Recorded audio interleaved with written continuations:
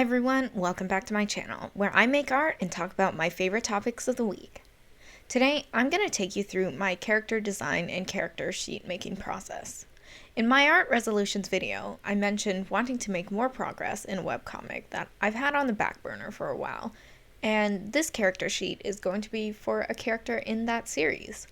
So this process is going to be a little more personalized to my own needs, but I hope this can still be useful for anyone who is trying to make their own character sheets for their characters. Before we start drawing anything at all, we need to take a look at what kind of character we are making. Take into account the personality, the type of role they play, and the overall aesthetic and themes of the story they are in. Chances are, if you are designing an original character for a story, you are already familiar with these things.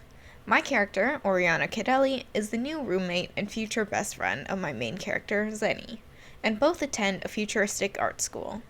Oriana is a bit of a rich kid, with several famous family members.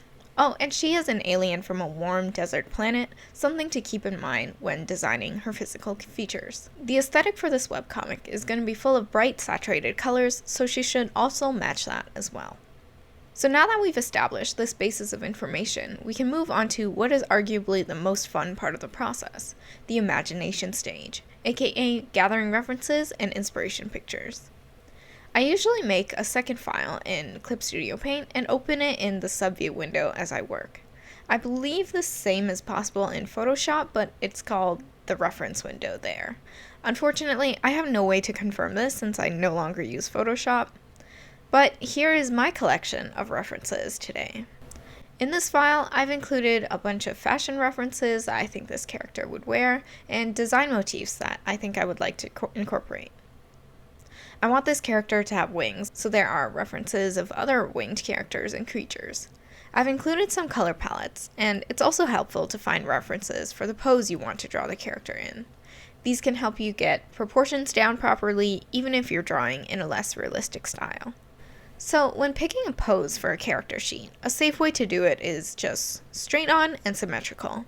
Now, there's nothing wrong with doing that, obviously, but if you want to do something a bit more dynamic, I would still recommend picking something more neutral with minimal obstruction of the different parts of the body. Photo bash a couple images together if you have to. Once you have the pose down, the next step is to just start sketching. This is where all that ideating we did before comes in. I can't really give any tips on this part of the process because every character and every artist has their own specific requirements, so I'll talk a bit about my design. I definitely wanted to do something funky with the biology of this character, or rather her species, and I decided on this lower back wing shape. I also did a bit of outside research on desert animals and how they deal with heat, so you'll find that a lot of these animals will have large ears, like elephants or fennec foxes, that are designed to help them dissipate heat away from their bodies. I think the wings on my design serve a similar purpose. I don't think they're really meant for flying. In fact, I don't even know if it's accurate to call them wings, but flesh protrusion sounds really bad, so let's just stick with wings. Another biology thing is the markings around the eyes, which help her see better in bright sunlight.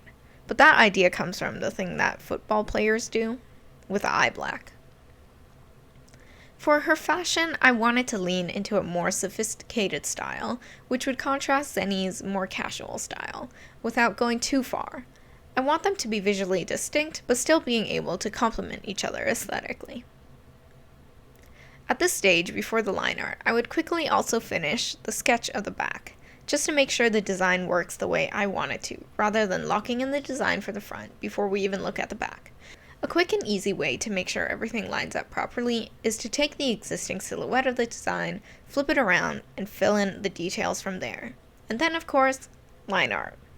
For coloring, I recommend using the lasso and fill method. I learned this in a class actually, but this method can help speed up the color flats process, and it makes it easier to change colors afterwards. Make sure your lasso has anti-aliasing turned off, which means that the edges of your colors stay crisp. This way, if you want to change the colors after, you can simply use the fill bucket tool without worrying about colors bleeding into each other.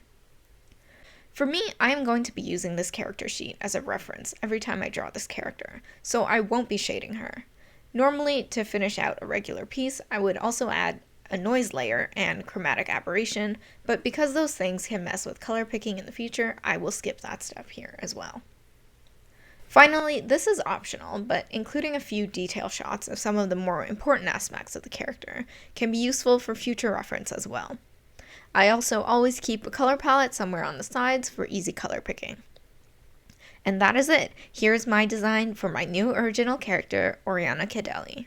And I hope you found this tutorial somewhat helpful. If you enjoyed this video, leave a like and subscribe to the channel. If you have any suggestions for video ideas, you can let me know in the comments below. Follow me on Instagram at Kaylinverse to see the rest of my work. And if you want to support me so I can keep making more videos, you can subscribe or donate to my Ko-fi or find my stuff for purchase on Redbubble and Imprint. Thanks for watching. I'll see you next time.